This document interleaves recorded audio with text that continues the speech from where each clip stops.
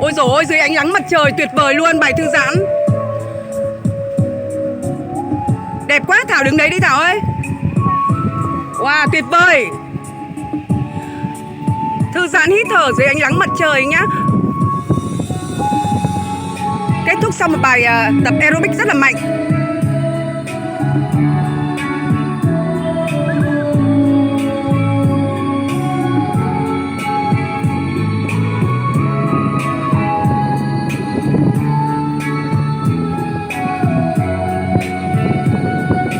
Gió vẫn hát thì thầm đến bên tôi như thật gần.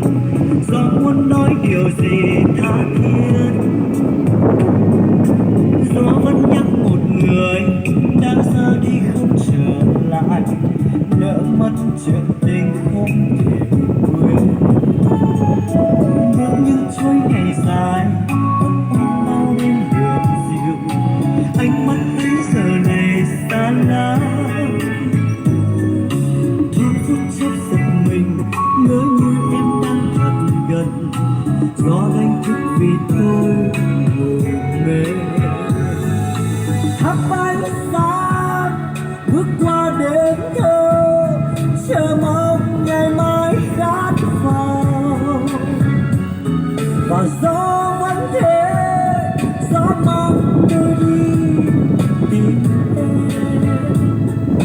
Rồi có lúc nước mắt tuôn rơi như hạt sương bé nhỏ.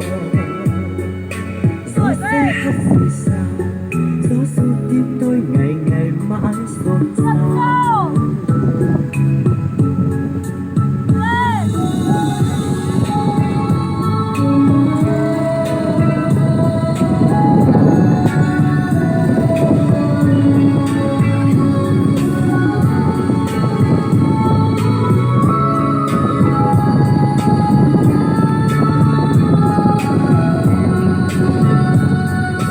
Gió vẫn hát thì thầm đến bên tôi như thật gần. Gió muốn nói điều gì tha thiết.